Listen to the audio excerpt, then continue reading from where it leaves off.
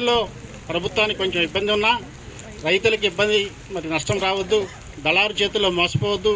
మరి మనం కొనకపోతే దళారులు తక్కువ రేటుకి అడుగుతూ ఉన్నారు, ఎట్లయినా వాళ్ళకి సపోర్ట్గా ఉండాలని చెప్పేసి మరి నిర్ణయం తీసుకొని ఒక్కొక్కటిగా స్లోగా స్టార్ట్ చేద్దాము, స్టార్ట్ చేసి అందరి దగ్గర కొనే విధంగా చేద్దామని ఈ మధ్యకాలంలోనే మనం పెద్ద మండలంలో ఓపెన్ చేసుకోవడం జరిగింది. ఈరోజు పమ్మి ఇక్కడ కూడా చేస్తా ఉన్నాం. మరి భవిష్యత్తులో కూడా ఇంకా 2-3 సెంటర్లు కూడా అవకాశం ఉంది. కానీ వాళ్ళకి గోడౌన్స్ దొరకపోవడంతో కొంత ఇబ్బందికరమైన పరిస్థితి వస్తూ ఉంది. అయినప్పటికీ ప్రభుత్వం తరఫున అన్ని ప్రయత్నాలు చేస్తున్నా కొన్ని ఇబ్బందికరమైన పరిస్థితులు అయితే ఉన్నమాట వాస్తవం.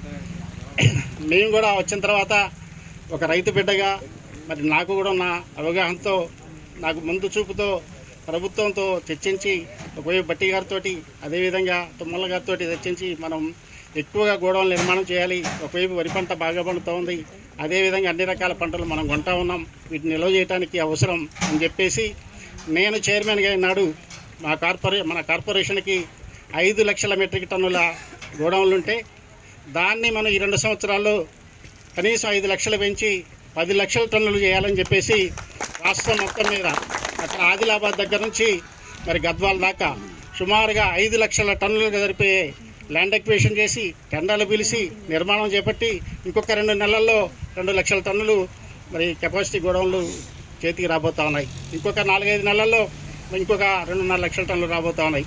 ఇంకా ఇదే సరిపోదు, ఇంకొక 5 లక్షలు కావాలని చెప్పి ఈ మధ్యకాలంలో మళ్ళీ ఒక 50 ప్లేసుల్లో మళ్ళీ స్థలాలు కూడా సేకరించాం. అంటే 5 లక్షల నుంచి 10 పెంచి 15 లక్షల టన్నులకి ఈ ప్రభుత్వం ఉండగా ఇందిరమ్మ రాజ్యంలో ఈ 2 సంవత్సరాలు చేయాలని చెప్పి ప్రభుత్వం అది ఆ కృత నిశ్చయంతో ఉంది.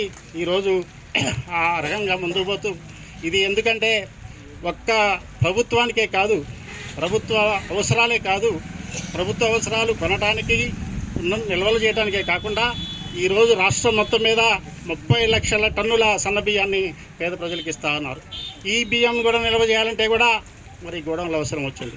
ఇంతేకాకుండా రైతులు కూడా వాళ్ళ ధాన్యాన్ని దాచుకోవడానికో నిల్వ చేసుకోవడానికో వాళ్ళు రేటు పెరిగినప్పుడు అమ్ముకోవాలంటే మరి సరైన అవకాశాలు లేని పరిస్థితుల్లో వాళ్ళకు కూడా ఈ గోడౌన్లలో 35% రిజర్వేషన్ పెట్టి 35% ఏదైతే స్థలం ఉందో అది ఖచ్చితంగా రైతులకి ఇవ్వాలని చెప్పేసి నిబంధనలు పెట్టడం జరిగింది.